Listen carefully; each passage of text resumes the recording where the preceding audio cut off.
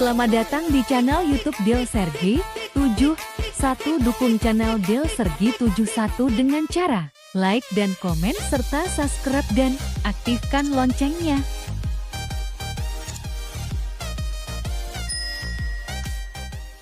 Assalamualaikum warahmatullahi wabarakatuh. Alhamdulillah. Alhamdulillahi rabbil alamin. Wal 'aqibatu lil muttaqin.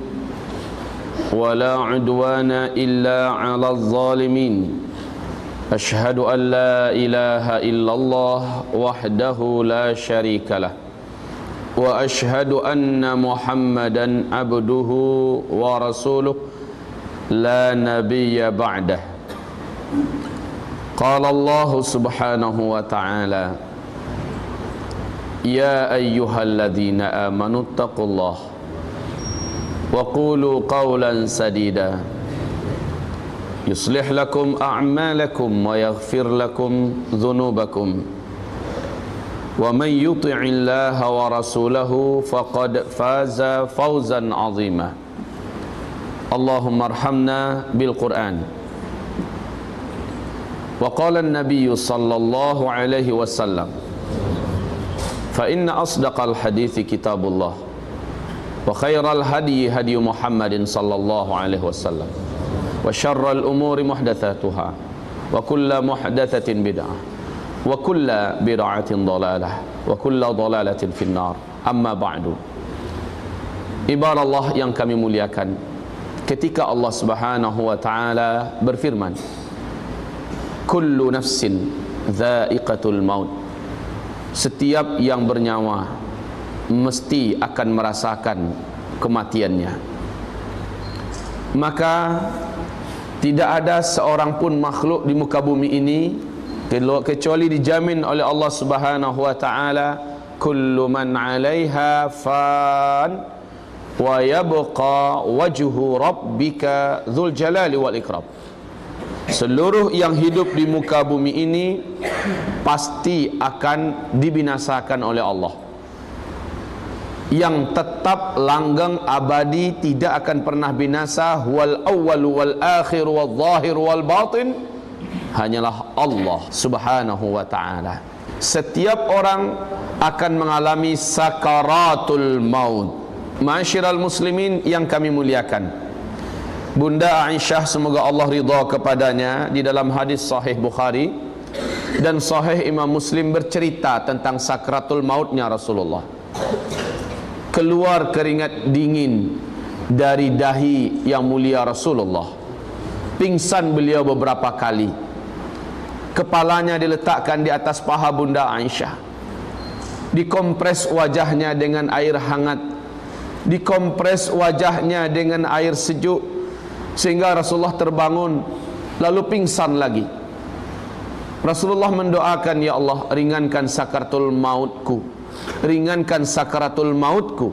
Allahumma hawwin alayya sakaratul maut, ya Allah, ringankanlah sakaratul mautku.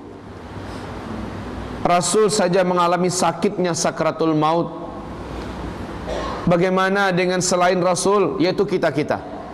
Sakaratul maut disebut dengan sakarat, orang dalam keadaan seperti mabuk kondisinya, padahal dia tidaklah mabuk. Wa taran nasa sukara wa ma hum bisukara, engkau lihat manusia seperti mabuk, padahal mereka tidaklah mabuk. Kesakitan yang dialami dalam sakaratul maut ini, Rasul mengatakan, bagaikan seluruh bumi ini menghimpitmu dari ujung kaki terus naik ke atas, terus ke atas. Jangankan seluruh bumi kaum muslimin, satu mobil truk, satu mobil tronton saja melindas kita dari ujung kaki, terus naik ke betis, terus naik ke paha, terus naik ke pinggul kita, terus naik ke perut kita, terus ke dada kita. Sakit apa yang tidak bisa dikatakan? Dan itu perlahan-lahan dirasakan, perlahan-lahan. Kaum muslimin yang kami muliakan, nyawa pun dicabut tergantung pada amal yang dikerjakan orang ini semasa hidup. Saya ingin sampaikan tema kita pada subuh hari ini, perjalanan menuju akhirat. Apakah kita tahu bahwa manusia dalam hidup ini, bagaimana sakratul mautnya itulah penentu bagaimana dia itu setelah kematiannya. Bagaimana sakratul mautnya, lihat seperti apa nasibnya setelah itu, tergantung kepada sakratul mautnya. Jika dia adalah orang yang banyak tabungan ketaatan dan kesolehannya, insya Allah sakratul mautnya indah. Sakratul mautnya akan nampak ciri-ciri husnul khatimah. Tapi jika orang ini semasa hidupnya adalah pendurhaka kepada Allah, maka ibadallah yang kami muliakan, berat sakratul mautnya, tidak bisa disembunyikan. Orang yang menyaksikan akan ngeri menyaksikan. Rasul mengatakan 70.000 malaikat dalam Sahih Muslim turun dari langit. Si calon mayat ini menyaksikan siapa yang turun dalam jumlah yang banyak. Jika dia orang yang beriman, soleh dan taat, ternyata 70.000 ini adalah malaikat yang memberikan wajah-wajah yang cantik, wajah-wajah yang bersih, sedap dipandang mata. Bibir mereka tersenyum turun ke bumi, mengelilingi sang calon mayat ini. Jika dia orang yang soleh, jika dia orang yang taat. Lalu salah seorang di antara mereka, kata Rasulullah, yaitu malaikat maut, keluar di antara 70.000 itu, kemudian menghampiri sang calon mayat untuk menarik nyawanya pelan-pelan, perlahan-lahan. Diusap-usap kedua pipinya, dikatakan kepadanya, ya ayyatuhan nafsul mutmainnah, irji'i wahai jiwa yang tentram, kembalilah ila rabbiki, kepada sang penciptamu, kembalilah wahai jiwa yang tentram.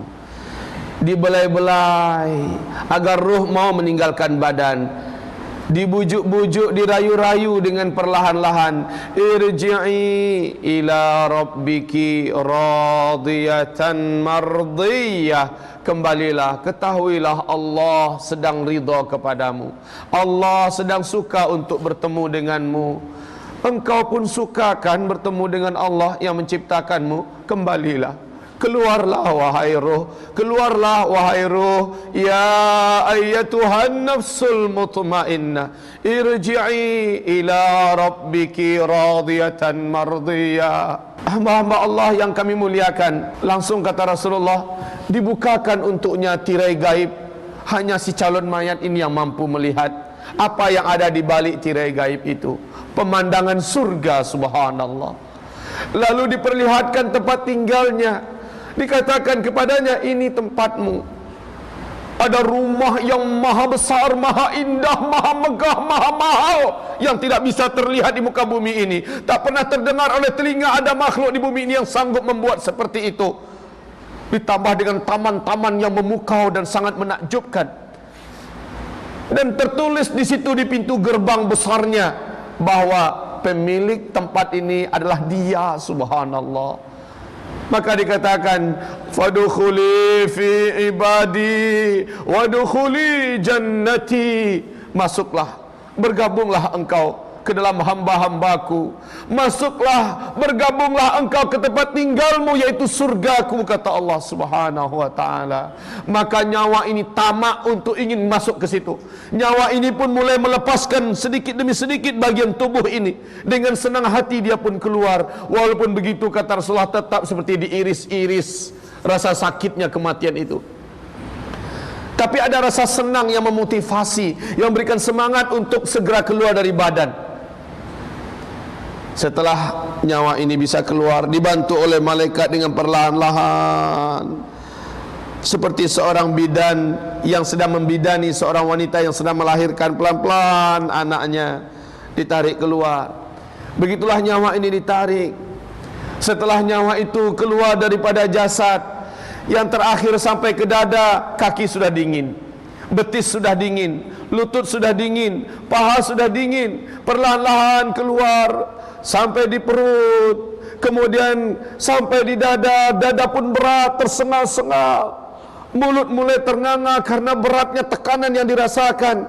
Walaupun begitu, ruh masih berusaha untuk keluar dan sampailah ke tenggorokan. Saat itu ibadah Allah yang kami muliakan, tidak ada lagi taubat yang akan diterima bagi yang belum sempat bertaubat. Saat itu kemudian ruh tersangkut di bagian tenggorokan ini. Jika amalnya banyak, maka ruh ini akan boleh melepaskan ikatan di kerongkongan. Kaum muslimin yang kami muliakan, sakit tidak dapat dibayangkan, tapi inilah sakit terakhir pengampun dosa-dosa seluruhnya. Apabila dia ikhlas dan ridha, ruh pun lepas. Dan kata Rasulullah, tabi'athul basar, yang paling terakhir menyaksikan keberangkatan ruh adalah dua bola mata ini. Dua biji mata ini menyaksikan. Sehingga siapapun manusia yang meninggal dunia, mesti kedua bola matanya menyaksikan keberangkatan roh meninggalkan. Makanya disunnahkan kita menutupnya. Ibadah Allah, walaupun dia orang beriman, soleh dan taat, apakah kita berfikir bahwa orang ini akan ditinggalkan syaitan, dia tidak akan digoda oleh syaitan? Tidak, demi Allah. Justru godaan syaitan yang terkutuk, puncak-puncak godaan syaitan. Perjuangan paling terakhir syaitan menggelincirkan anak cucu Adam adalah ketika sakaratul maut ini. Disinilah puncak perjuangannya, menyesatkan anak cucu Adam. Rasul bersabda, syaitan menghampirinya dalam bentuk keluarganya yang sudah meninggal dunia. Dalam bentuk keluarga yang sudah meninggal dunia. Mungkin ayahanda kita yang telah almarhum meninggal dunia, mungkin ibunda kita. Siapakah umpamanya orang yang telah meninggal dunia dan dia dekat di hati kita, dia akan datang syaitan itu berupa orang yang ini. Lalu dia membisikkan, Ananda, ayah sudah dulu nak, ayah menantikanmu. Mak sudah dulu nak, mak menunggumu. Mak rindu denganmu Nanda. Nanda, mak sayang kepadamu. Ketahuilah agama yang lurus itu, agama yang benar itu adalah agama Yahudi nak. Masuklah engkau ke agama Yahudi ini. Anggukkan kepalamu, isyaratkan engkau setuju nak. Bagi syaitan itu cukup pak. Kalau dia syaitannya syaitan Nasrani, maka dia akan menggoda nak. Agama yang benar itu adalah agama Nasrani nak. Ayo nak, anggukkan dan isyaratkanlah olehmu engkau setuju dengan agama Nasrani, maka engkau telah masuk ke Nasrani, engkau akan masuk surga nak, engkau akan bahagia semacam emak. Emak dah bahagia sekarang. Emak menjelang akhir hayat juga mengucapkan dan mengiyakan. Itu syaitan kaum muslimin.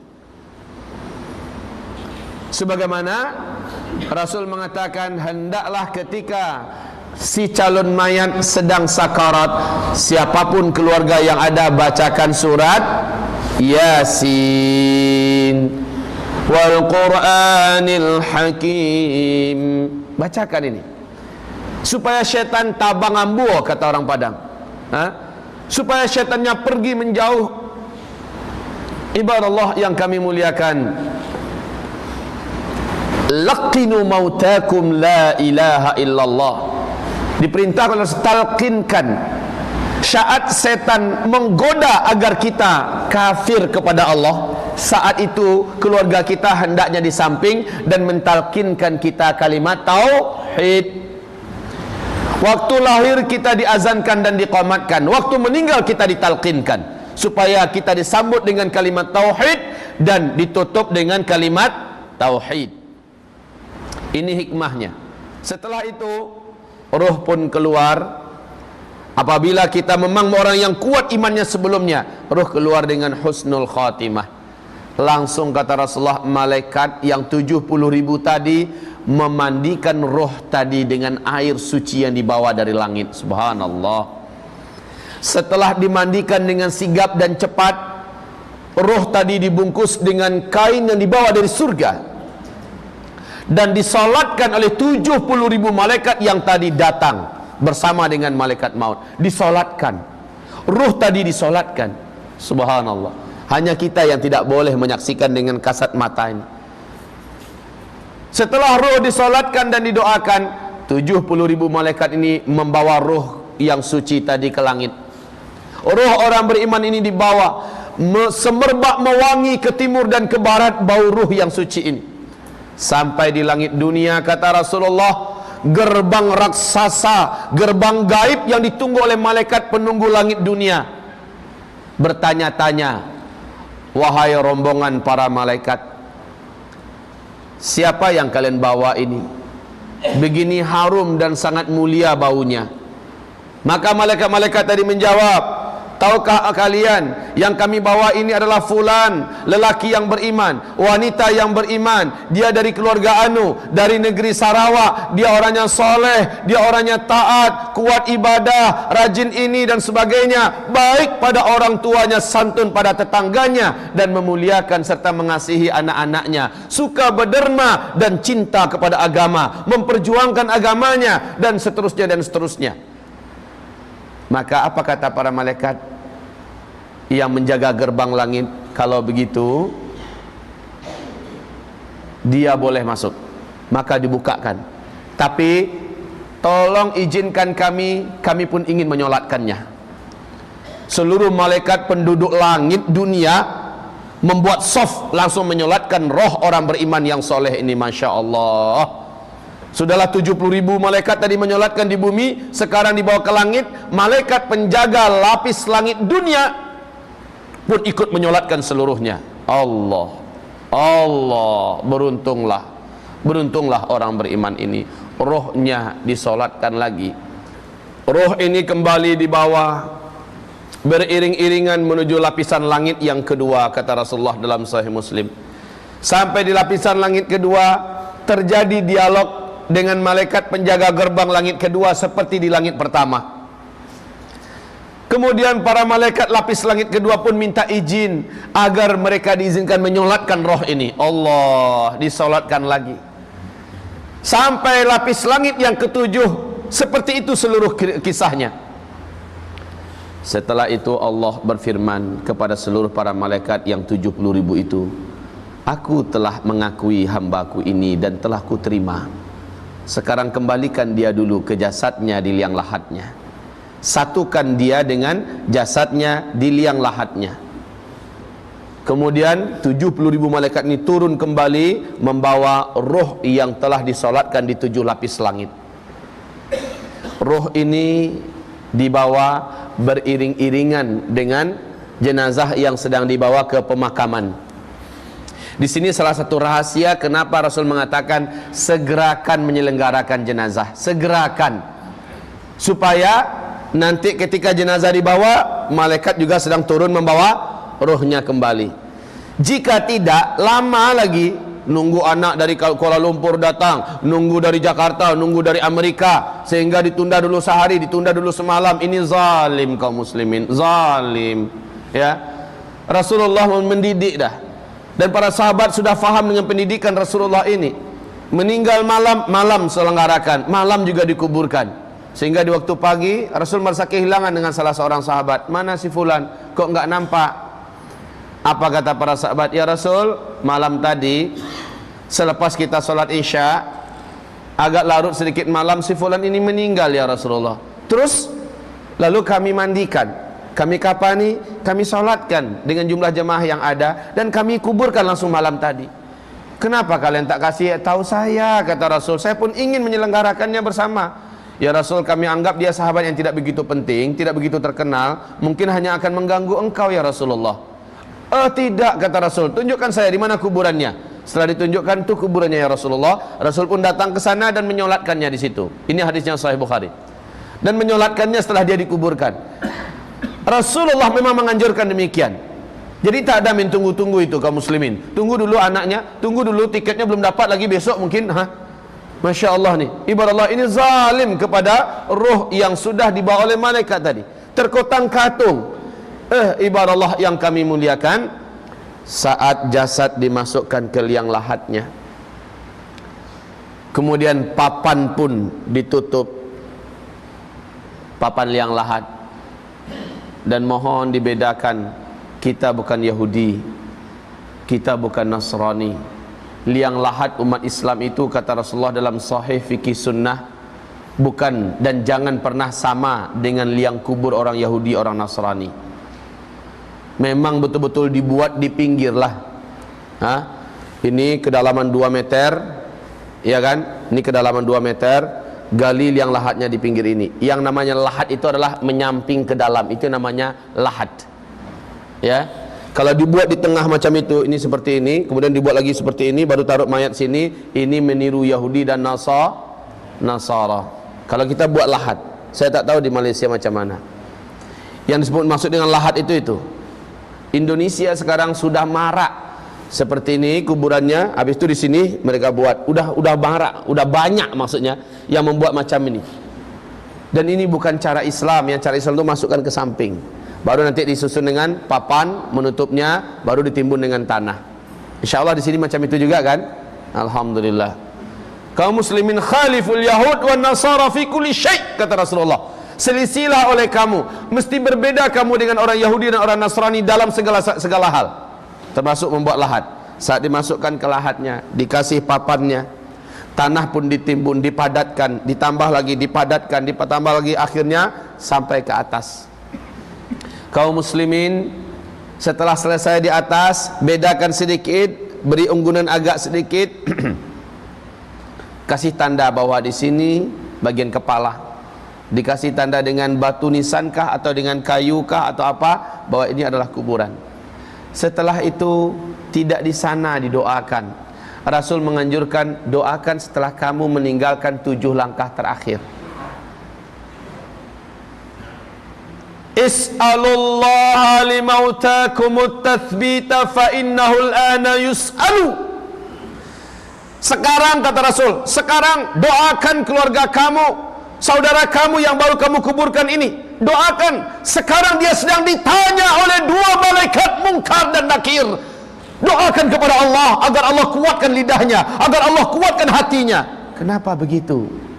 Rasulullah bersabda, saat langkah yang terakhir dari orang yang paling terakhir meninggal kuburan, di langkah ke-7-nya, si mayat di dalam liang lahat tadi sudah disatukan oleh Allah dengan ruh, oleh malaikat dengan ruhnya. Dia hidup, Pak, seperti kita hidup sekarang.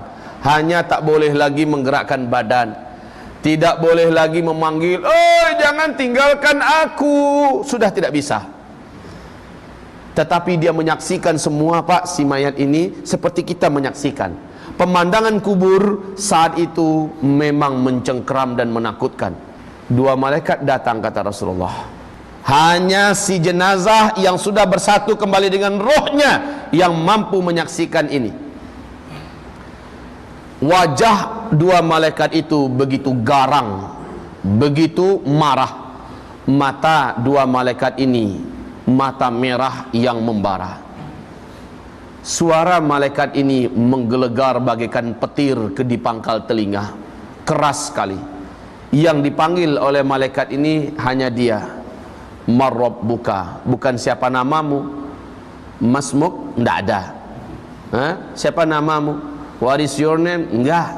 Tapi marrabbuka, ma dinuka, wa madza taqulu an hadzal rajul. Rasul bersabda, jika dia bukan orang yang beriman, orang yang bertakwa kepada Allah dalam hidupnya, dia tidak akan mampu menjawab walaupun dia hafal semasa dunia. Oh, itu toh pertanyaan malaikat dia hafal-hafal sekarang untuk bisa menjawab nanti. Enggak bisa. Orang yang diberi oleh Allah kemampuan untuk menjawab adalah orang yang telah membuktikan isi jawaban itu ketika dia masih hidup di dunia. Maka inilah orang yang mampu menjawab. Dan itu wajib dibantu dengan doa saudara-saudaranya yang masih hidup, yang baru saja meninggalkan pekuburan. Kaum muslimin yang kami muliakan, saat itu orang yang beriman akan menjawab, yuthabbitullahu alladhina amanu fil hayatid dunya wal akhirah. Yuthabbitullahu alladhina amanu fil hayatid dunya wal akhirah. Allah akan kuatkan lidah orang-orang yang beriman untuk menjawab pertanyaan itu di dunia dan juga di setelah kematiannya. Dia mampu menjawab, Rabbi Allah, Rabbku adalah Allah. Agamaku adalah Islam. Adapun laki-laki ini, dia adalah Rasul Allah, teladan kami. Kami beriman kepadanya dan kami mengikuti apa yang diajarkannya. Maka fanada munadin minas sama, terdengarlah suara dari langit, hambaku benar, aku telah menerimanya, aku mengakuinya. Kemudian dinampakkan, kata Rasulullah, di dalam kubur itu pemandangan neraka, terbuka pintu neraka dan terbuka jalan menuju ke neraka. Di situ ada tempat penyiksaan yang sangat mengerikan dan menakutkan. Tertulis di pintunya nama dia. Ketakutanlah hamba ini. Ketakutan. Siapa yang tidak takut? Ada tempat penyiksaan di dalam neraka. Di situ tertulis atas nama dia. Umpamanya namanya Fadlan.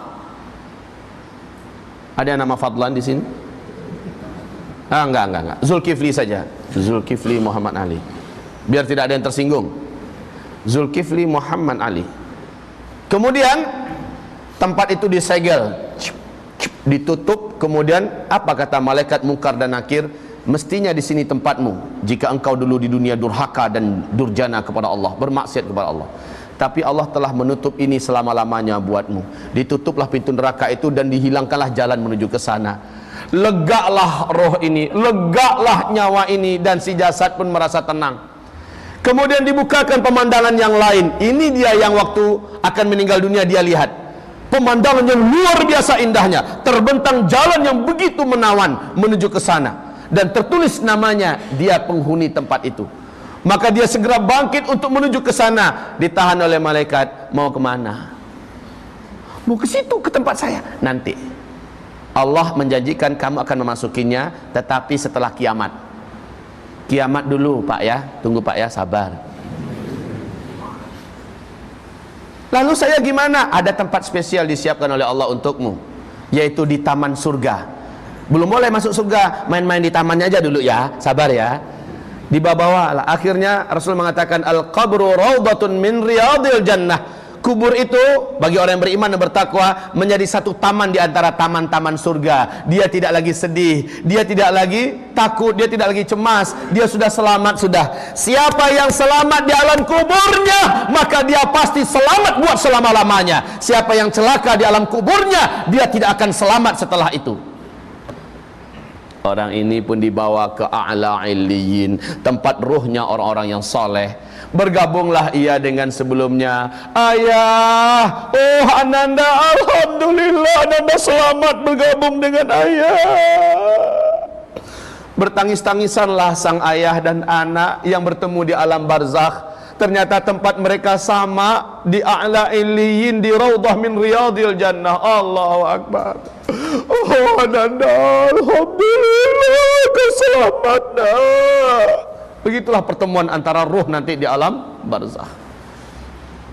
Tapi yang memilukan hati adalah, karena tempat roh itu hanya dua, di a'la illiyin, di langit sana, di taman-taman surga, atau di asfalas safilin, di dalam perut bumi, lubang penyiksaan, satu lubang di antara lubang-lubang neraka. Apabila dia ternyata pendurjana di muka bumi ini, kalaupun dia beramal, dia ria karena manusia tidak ikhlas, pemalas dan suka berbuat dosa. Ibarat Allah, tempatnya di asfalas safilin, hufaratun min hufarin niran, satu lubang di antara lubang-lubang neraka. Sampai dia ke sana, meninggal tetangga. Ini umpamanya dengan ini Bapak Ahmad, ini Pak Fadlan, bertetangga mereka di dunia. Beliau sudah meninggal dunia dan beliau menyusul, setahun kemudian menyusul. Ternyata karena mereka sama-sama soleh dan taat di kehidupan dunia, ketemunya di a'la illiyin, bersalam-salaman dan bertegur sapa. Rasul menceritakan dalam hadis-hadis yang sahih, berceritalah, gimana ketika kamu meninggal dunia? Anak-anak saya ketemu oleh kamu. Iya iyalah ketemu. Gimana? Wah, anakmu soleh, taat, beriman, segala macamnya. Alhamdulillah, kata beliau, alhamdulillah ya Rabb. Ya Rabb, terima kasih engkau telah memberi kepada anak hamba keistiqomahan. Istri saya bagaimana? Nah ini, istri kamu udah nikah dengan orang lain. Oh enggak apa-apa, soleh kan suaminya? Iya, alhamdulillah. Karena nggak ada lagi kesedihan Pak. Orang yang sudah masuk alam barzah nggak ada lagi kesedihan. Hah? Oh istrimu sekarang masih menjanda, cuma ada sih yang lagi dekat-dekat sama dia gitu kan pamannya. Nah kaum muslimin yang sedihnya, anak saya nomor 2 gimana? Kamu ketemu nggak? Loh kamu nggak tahu ya? anak kamu yang nomor 2 kan udah meninggal 3 bulan yang lalu. 3 bulan yang lalu. Dilihat daftar di alam barzakh sana, didatangilah malaikat yang menjaga nama-nama orang-orang yang sudah masuk ke alam barzakh di a'la illiyin. Enggak ada nama anak itu. Maka menangislah sang orang tua, ternyata pasti anaknya masuk ke asfalasa, berarti dia bukan termasuk anak yang beruntung. Iya, dia semasa saya hidup aja dia jahat pada kami kedua orang ibu bapaknya. Dia suka mempermainkan sholat segala macamnya. Sekarang udah mati ya anak saya. Udah, ya Allah. Sudah. Kaum muslimin yang kami muliakan, masuk ke dalam asfalas safilin. Nauzubillah. Bercerita, nanti yang ketiga Pak Fadlan nyusul meninggal 3 tahun yang kemudian. Kedua bapak ini, Pak Muhammad dengan Pak Ahmad, bercerita pula. Bila mengatakan, bagaimana dengan istri saya? Istrimu sekarang sudah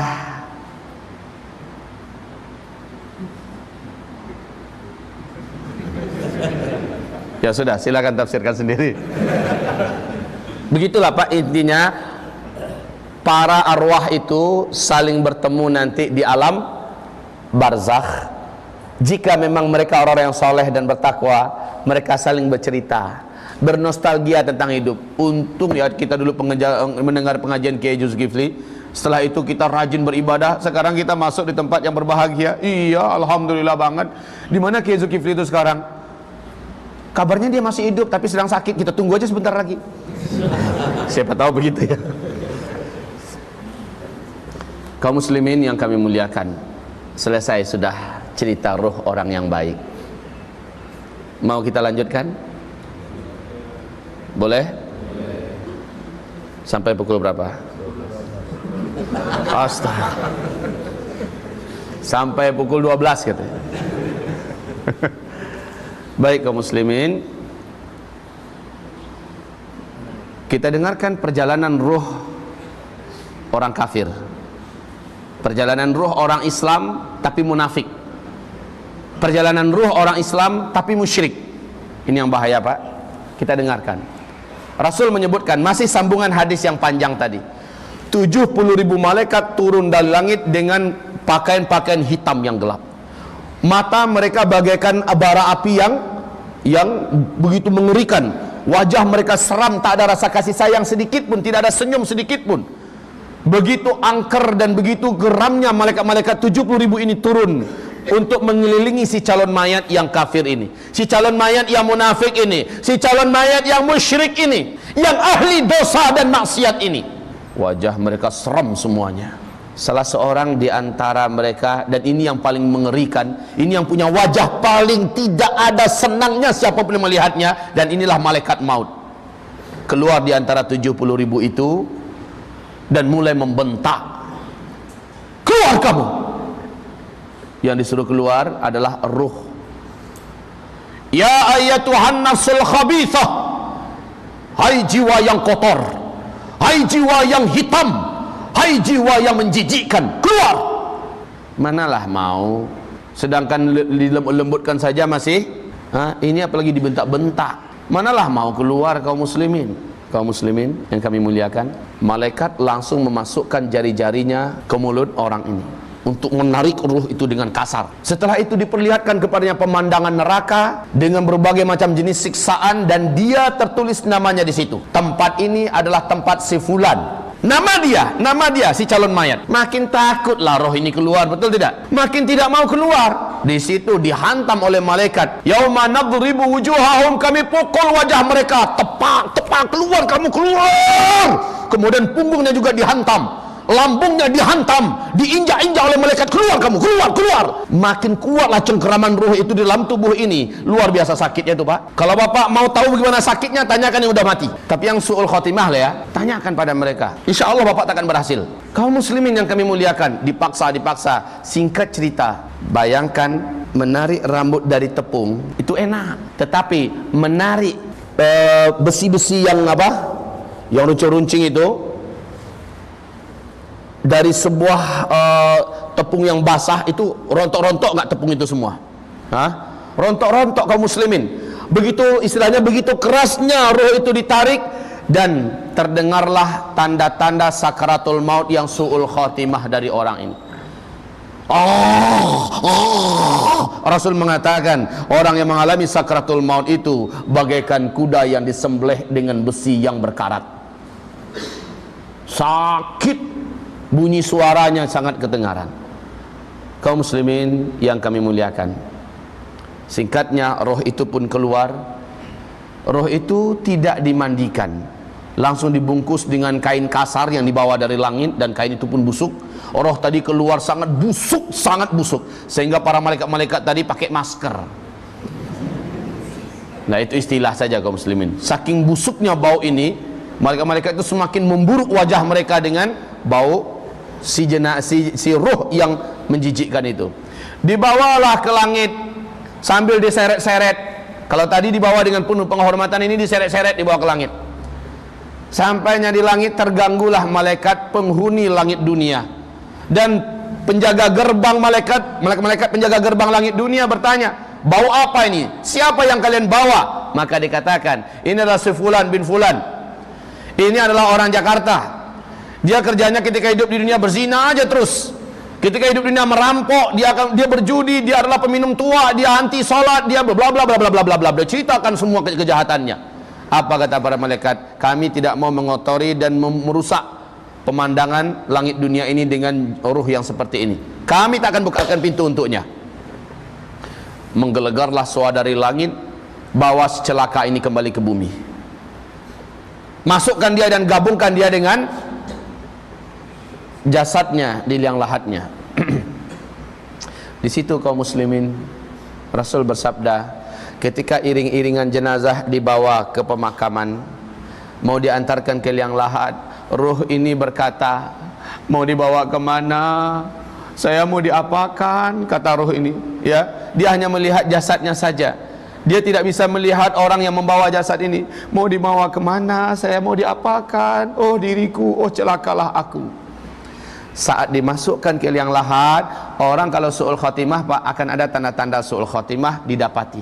Tanda-tanda su'ul khotimah itu di dalam kitab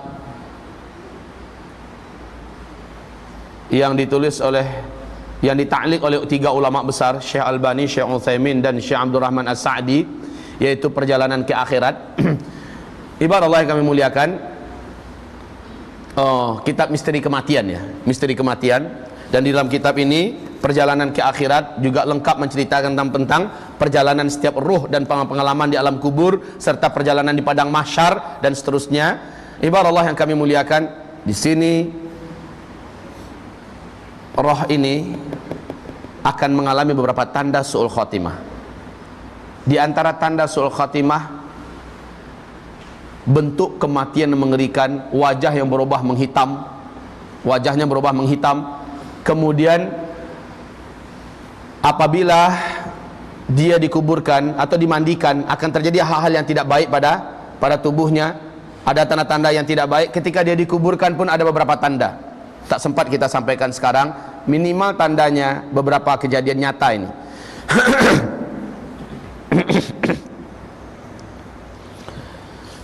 Seorang pemuka agama di Kabupaten 50 Kota di Sumatera Barat.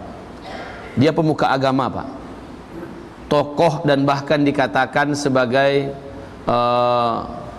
khalifah lah, kalau kata orang-orang pengajian di Sumatera Barat. Meninggal dunia. Meninggalnya juga ngeri meninggalnya, padahal dia tokoh agama, seorang khalifah malah diistilahkan. Kemudian dimandikan, dikapani, dan disolatkan, diantarkan ke kuburan. Waktu mau dimasukkan, liang lahatnya itu menyempit, jadi tak muat. Kemudian ditarik balik ke atas, jenazah tadi dilapangkan balik, digali dengan skop, dibuang tanahnya ke atas, diperlebar, diperbesar, dimasukkan lagi, sempit lagi. Memang sempit kaum muslimin, tak muat. Macam cocok untuk anak umur 5 tahun ke bawah aja. Semua yang menyaksikan takjub. Itu dari pukul 2:30, ya, dari pukul 2:30. Tahu tidak sampai jam berapa? Sampai menjelang maghrib. Bolak-balik dimasukkan, tidak dapat, menyempit terus tanahnya.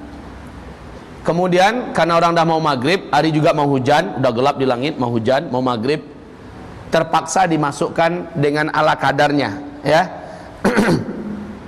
Dimasukkan dengan paksa, ditekuklah bagian-bagian lututnya, ditekuk ke atas, bagian paha apa tuh, pangkal paha juga ditekuk, kemudian kepala juga ditekuk, dimasukkan begitu. Padahal guru besar mereka itu, guru besar mereka. Akhirnya dimasukkan dengan paksa, agak memiring, bukan lagi lurus normal, dimasukkan. Ketika diletakkan papannya, baru saja papan terakhir, semua yang ada di atas mendengarkan bunyi tulang yang diremukkan. Bunyi tulang yang diremukkan, kertak-kertuk, semuanya mendengar, semua yang ada di atas mendengar. Masya Allah, Masya Allah. Singkatnya, memang semasa hidup dia termasuk orang yang suka mengambil tanah orang lain, tanah anak muridnya. Mentang-mentang dia guru besar, mentang-mentang dia ditakuti karena dia punya banyak kesaktian, kata orang itu karamah segala macamnya. Ya, kaum muslimin akhir hayatnya Allah permalukan seperti itu. Itu kejadian nyata. Kejadian yang kedua, ini langsung di depan mata saya dan saya yang mengalaminya. Sakratul mautnya keluarganya yang tahu. Disiram Pak, sampai-sampai banjir bilik dia, tempat dia mati itu. Dia panas, minta disiram terus, minta minum terus, minum panas, kemudian dikasih minum, masih haus, haus, panas, badannya disiram Pak, kayak orang nyiram kebakaran. Disiram terus sampai berlinang, sampai naik ke atas mata kaki air di kamarnya itu. Orang yang di bawah juga nyiram air keluar, dia disiram terus.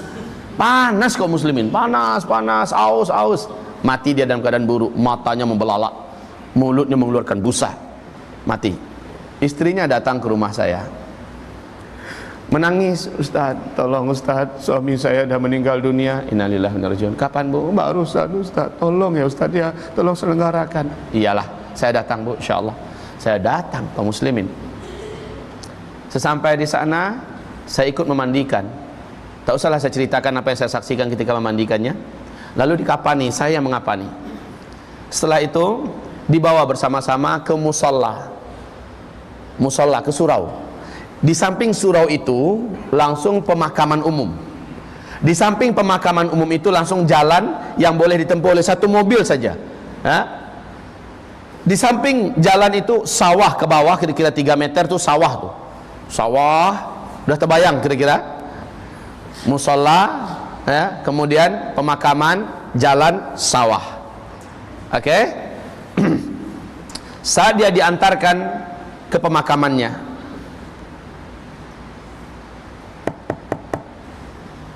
sudah siap dibawa ke bawah jenazahnya untuk dimasukkan ke liang lahatnya. Udah mau masuk begitu, tiba-tiba di kaki kami semua orang-orang menjerit, awas, ular, kata orang. Ada seekor ular besar hitam, panjangnya mungkin 2 meteran, panjang kaum muslimin, besar ularnya. Ular itu berjalan di sela-sela kaki orang. Biasanya ular kalau melihat orang lari, jangankan orangnya banyak, satu aja ularnya yang lari, betul tidak? Yang ini malah ularnya main di sela-sela kaki orang. Kemana perginya? Menuju ke lubang kuburan. Setelah dia sampai di lubang kuburan, maka dia langsung menjatuhkan diri ke dalam. Lah yang membawa mayat, yang menampung mayat tadi, tahu enggak apa yang dilakukan oleh mereka? Takut. Ya takutlah. Masa ular masuk ketawa mereka? Nggak ada itu. Takut semuanya. Dalam ketakutan itu, ular tadi langsung masuk ke liang lahat. Masya Allah, memilih posisi di liang lahat seperti nunggu dah, cepat, masukin cepat. Saya udah tak sabar mau. Udah seolah seperti itu kaum muslimin. Akhirnya jenazah ini main lempar begitu aja, disusun papannya secara acak, mereka lari ke atas. Ular hitam kemudian ditimbun. Masya Allah, jenazah dan ular sudah ada dalam satu liang. Sorenya datang adiknya tinggi, seluruh badannya penuh dengan tato. Ternyata adiknya ini pun datang seperti orang setengah mabuk. Ustaz, terima kasih Ustaz sudah menyelenggarakan kematian abang saya. Dia kasih saya amplop, nih Ustaz. Apa ini saya bilang kan? Ini tanda terima kasih kami ya Ustaz. Dia memang pimpinan Samseng lah. Iya Samseng. Pimpinan Samseng dia. Saya katakan, ambil balik nih, kasih sama anak-anaknya. Anak-anaknya lebih berhak menerima ini. Allah, kami segan sama Ustaz. Nak ada segan-segan, bawa aja pulang. Makasih Ustaz. Tapi Ustaz, abang saya itu matinya dalam keadaan mabuk Ustaz. Ulalah, matinya dalam keadaan mabuk. Man laqiyallaha wa huwa mudminul khamri mata wa huwa alaihi ghadban, kata Rasulullah. Siapa yang meninggal dunia sementara dia masih mencandu khamar, Allah murka kepadanya. Besok paginya, nah ini yang menakjubkan, besok paginya, Masya Allah, tetangga yang pas di depan rumah saya itu pukul 10:30 teriak-teriak menggedor pintu rumah saya. Ustaz, buka pintu, Ustaz, buka pintu. Macam apa saja, kayak rumah kebakaran. Saya buka pintu, Waalaikumsalam. Ada apa? Ustaz, saya baru lewat dari kuburan Ustaz. Ya, kuburan yang itu memangnya ada apa? Biasa Pak, tetangga ini dia yang membuat tempe. Tahu tempe kah? Dia buat tempe, dia membuat tahu. Biasanya pukul 4 subuh, belum subuh lagi dia udah berangkat menuju ke pasar, bawa itu untuk dibagi-bagi sama pedagang lain. Kemudian pulangnya dia jam 9, jam setengah 10 itu udah pulang naik bendi. Bendi adakah di sini? Dokar, saldo, apa? Nggak tahu. Kuda yang pakai bawaan rodanya 2 dari kayu itu. Delman, apa namanya? Ya sudahlah, pokoknya faham. Nah, kaum muslimin, dia pulang naik itu, lewat kuburan itu.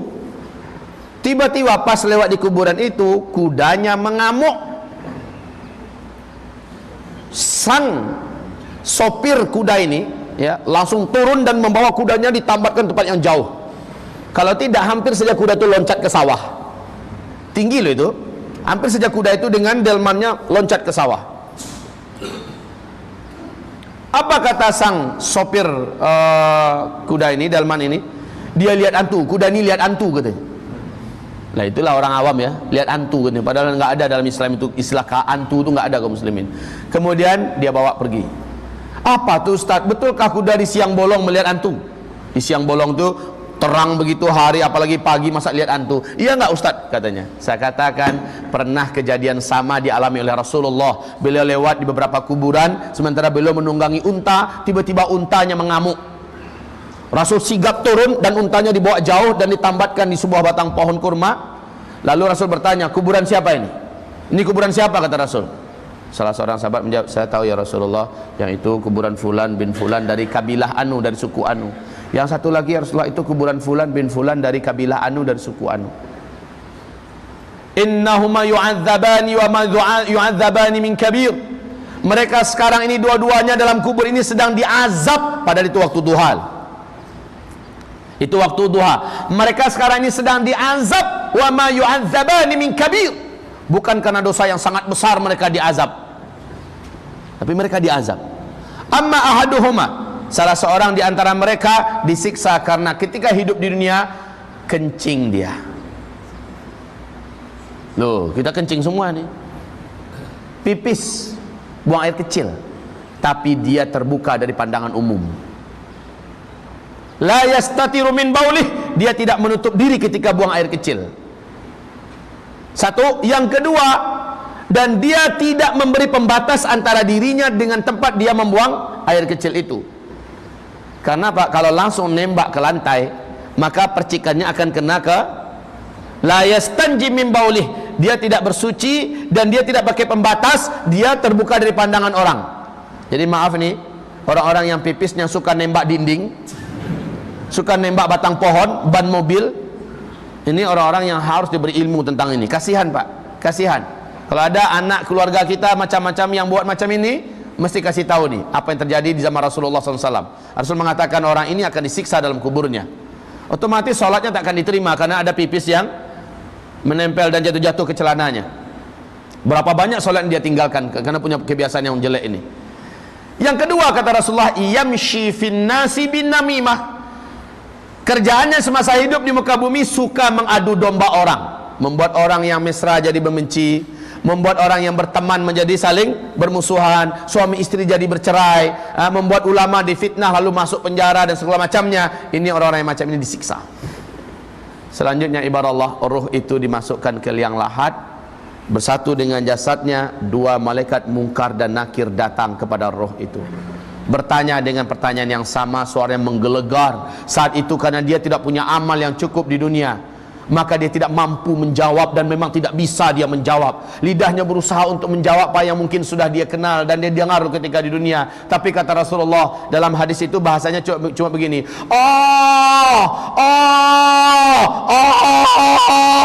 dia ingin menjawab tapi tidak bisa keluar bahasanya. Ditanya, "Man rabbuka?" Siapa Rabbmu? "Madinuka?" Apa agamamu? "Wa madza taqulu an hadzal rajul?" Apa yang kau katakan tentang laki-laki ini, itu tentang Rasulullah. Dia mau menjawab tapi tidak bisa menjawab, tidak bisa menjawab. Kalau orang munafik, hanya pertanyaan terakhir yang bisa dia jawab, itu pun jawabannya sesuai dengan keadaan hidupnya di dunia. Kata orang, dia Rasulullah, saya juga mengatakan begitu. Cuma begitu kemampuan orang munafik, bisa menjawab. Lalu dipukullah dia dengan satu kali hantam masuk ke dalam perut bumi. Retak dan pecahlah bagian sininya, bagian kepala dan segala macamnya. Kemudian dia ditarik kembali keluar. Di situ dia langsung dinampakkan pemandangan surga kepadanya. Dalam keadaan sakit dia melihat pemandangan surga. Ada namanya di situ. Dia ingin loncat untuk lari ke sana. Ditahan dia. Mau kemana? Mau ke situ tempat saya. Seharusnya memang di sini tempatmu yang Allah janjikan, tapi engkau telah meninggalkannya ketika engkau hidup di dunia. Engkau bermaksiat kepada Allah. Disegellah tempat itu dan ditutup. Engkau tidak akan menempatinya selama-lamanya. Lalu dinampakkan pemandangan neraka dan ada tempat penyiksaannya di situ. Kemudian dikatakan, ini tempatmu. Ini yang akan engkau tempati selama-lamanya, wahai durjana. Maka menjeritlah sang hamba celaka ini dalam kuburnya, Allahumma ajjilis sa'ah, ya Allah, lambatkanlah kiamat, lambatkanlah kiamat, lambatkanlah terjadinya kiamat. Kenapa? Karena dia tahu setelah kiamat dia harus menempati tempat yang sudah disediakan itu. Mengerikan kaum muslimin. Lalu dia dimasukkan ke asfalas safilin, disiksa, disiksa, disiksa sampai hari kiamat. Model-model siksaan pun berbeza-beza, berbeda-beda kaum muslimin. Ingin kita sampaikan tapi waktu yang tidak mengizinkan. Wabillahi taufiq wal hidayah. Subhanakallahumma wa bihamdika asyhadu an la ilaha illa anta astaghfiruka wa atubu ilaik. Wassalamu alaikum warahmatullahi wabarakatuh. Wa madhiya'u wa mal qamaru bi jamaliha تتحدثون ولا أرى منها ثر. Terima kasih sudah menonton video Del Sergey 71. Jangan lupa subscribe, share, komen, dan like ya.